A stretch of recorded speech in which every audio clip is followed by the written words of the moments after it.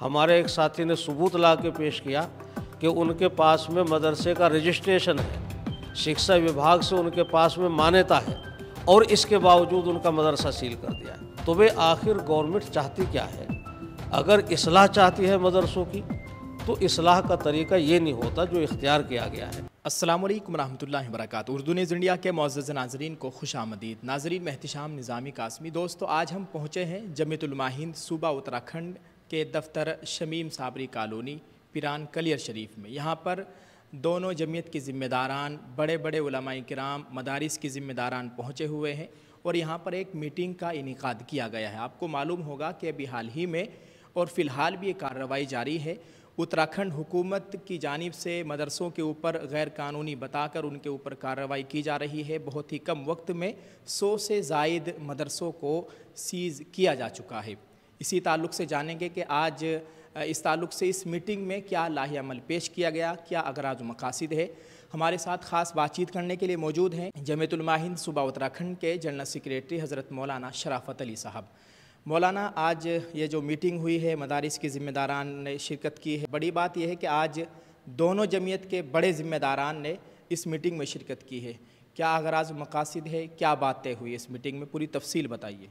देखिए, आज की इस अहम मीटिंग के अंदर सूबा उत्तराखंड में मदारिस के सिलसिले में जो सीलिंग का मामला चल रहा है तकरीबन 2 मार्च से, और इंतहाई गैर कानूनी तरीके से, गैर ज़िम्मेदाराना तरीके से जो मदरसे लोगों ने अपनी ज़मीन में बना रखे हैं, अपने पैसे से बना रखे हैं, उनको बग़ैर कोई नोटिस दिए, बग़ैर कोई कानून बतलाए, बग़ैर कोई ज़ाब्ता बतलाए और जा के उनको हुकूमत के नुमाइंदे सील कर रहे हैं।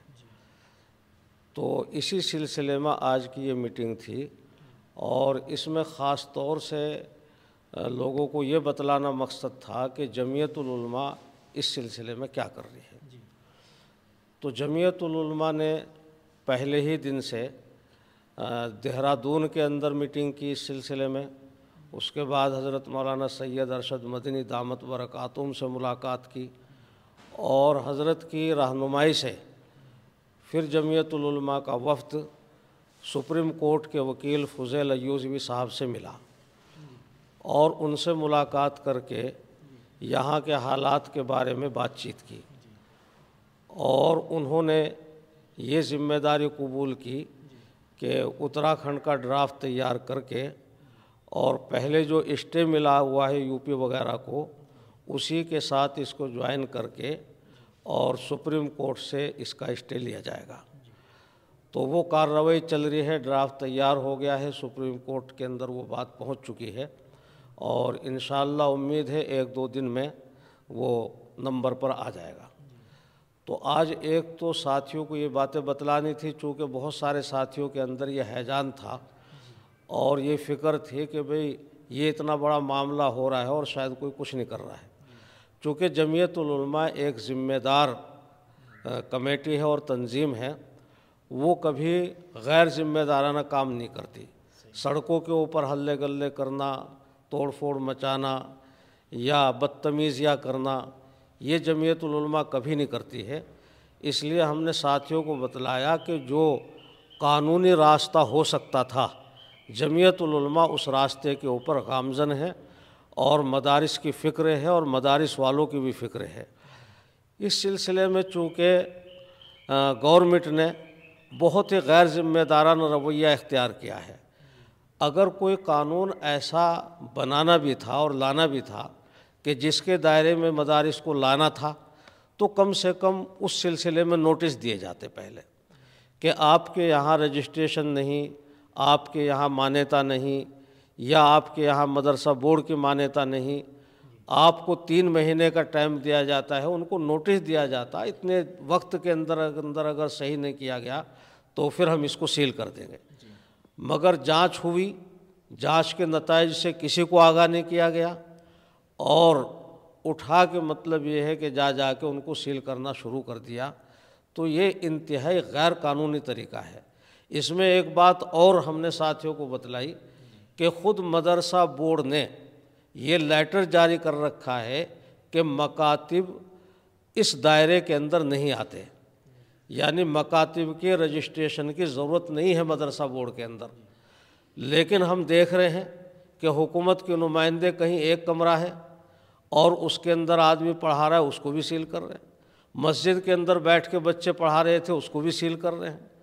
اور ایسی بھی خبریں ملی ہیں، ہمارے ایک ساتھی نے ثبوت لا کے پیش کیا کہ ان کے پاس میں مدرسے کا رجسٹریشن ہے، شکشا وبھاگ سے ان کے پاس میں مانیتا ہے، اور اس کے باوجود ان کا مدرسہ سیل کر دیا ہے۔ تو وہ آخر گورنمنٹ چاہتی کیا ہے؟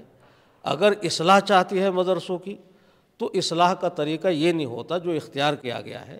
اصلاح کا طریقہ یہ ہوتا ہے کہ آپ سب سے پہلے ایک منظم بات تیار کر کے اور مدارس کو نوٹس جاری کرتے، جن مدارس کے اندر جو کمیاں تھیں ان سے ان کو آگاہ کرتے اور ان کو ٹائم دیتے کہ اتنے وقت کے اندر اگر یہ صحیح نہیں کیے گئے تو پھر ہم سیل کر دیں گے۔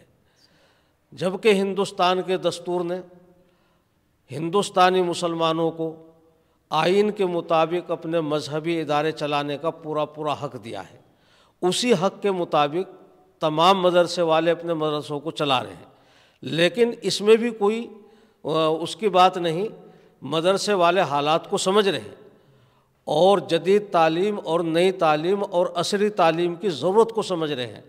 اس لیے میں کہہ سکتا ہوں کہ کم سے کم 99% مدرسے وہ ہیں کہ جنہوں نے اپنے یہاں عصری تعلیم کا یعنی ہندی کا انگریزی کا انتظام کر رکھا ہے، یا تو انہوں نے مانیتا لے رکھی ہے، اور اگر مانیتا نہیں لے رکھی تو اپنے بچوں کے ایڈمیشن اسکولوں کے اندر کرا رکھے ہیں، اور پھر وہ بچے گھنٹے 2 گھنٹے کے لیے ان کے یہاں پڑھنے کے لیے قرآن پاک آ جاتے ہیں، اردو پڑھنے کے لیے آ جاتے ہیں، اور دن میں وہ اپنے وقت پہ اسکولوں کے اندر جاتے ہیں۔ اب یہ ہمارے حکومت کے نمائندے اور حکومت ایسے مدرسوں پہ بھی تالے لگا رہی ہے۔ بھئی جب آپ یہ چاہتے ہیں کہ مدرسے عصری علوم سے ہم آہنگ ہوں اور ان کے اندر جدید تعلیم ہونی چاہیے، تو وہ تو جدید تعلیم ساری کی ساری دے رہے ہیں جب انہوں نے اپنے بچوں کے ایڈمیشن اسکولوں کے اندر کرا رکھے ہیں، اور تھوڑے وقت کے لیے وہ آ کے قرآن سیکھ لیتے ہیں۔ تو اس کا مطلب تو یہ ہوا کہ آپ کی یہ بھی ہضم نہیں ہو رہا ہے 1 گھنٹہ۔ ایک مکتب نہیں، کئی سارے مکتب ہم بتلا سکتے ہیں کہ جہاں تمام بچے اسکول کے اندر جاتے ہیں اور ان کا وہاں رجسٹریشن ہے، اسکول کا فل ٹائم وہ دیتے ہیں وہاں، باقی بچا ہوا ٹائم وہ مدرسے کے اندر، مکتب کے اندر، یا اپنے کسی گھر میں یا مسجد کے اندر بیٹھ کے قرآن پاک کو سیکھ لیتے ہیں اور سکھلا لیتے ہیں ٹیوشن کے طور پہ۔ تو اتنا تو ان کو حق ہے، اور اتنا حق تو سب کو حاصل ہے۔ اور بھی بہت سارے ٹیوشن گاہیں چل رہی ہیں، اسکولوں کے اندر بچے پڑھتے ہیں اور پھر وہ لوگوں کے یہاں جا کے ٹیوشن پڑھتے ہیں۔ تو مدرسے والوں کو بھی اس کی اجازت ہے اور مسلمانوں کو بھی اس کی اجازت ہے کہ بھئی فل وقت انہوں نے اسکول کے اندر دیا اور باقی تھوڑا ٹائم 1-2 گھنٹہ ٹیوشن کے طور پہ اپنا قرآن پڑھ لیا، اردو پڑھ لی۔ آج یہاں ہم لوگوں نے یہ بات طے کی کہ ایک تو جو قانونی کارروائی ہو رہی ہے وہ جاری رہے گی، اور اسی کے نتیجے کا ہم انتظار کریں گے۔ ہم لوگوں سے یہ اپیل کرتے ہیں کہ غصے میں آ کے اور جذبات میں آ کے کوئی غیر قانونی قدم نہ اٹھائیں۔ جمعیت العلماء آپ حضرات کے اختیارات اور آپ کے ہتوں کو انشاءاللہ کورٹ کے اندر لڑے گی، اور پہلے بھی لڑتی رہی ہے، آئندہ بھی لڑے گی، اور منظم طریقے سے لڑے گی، مضبوط طریقے سے لڑے گی، اور لڑ رہی ہے انشاءاللہ، آپ مطمئن رہیں۔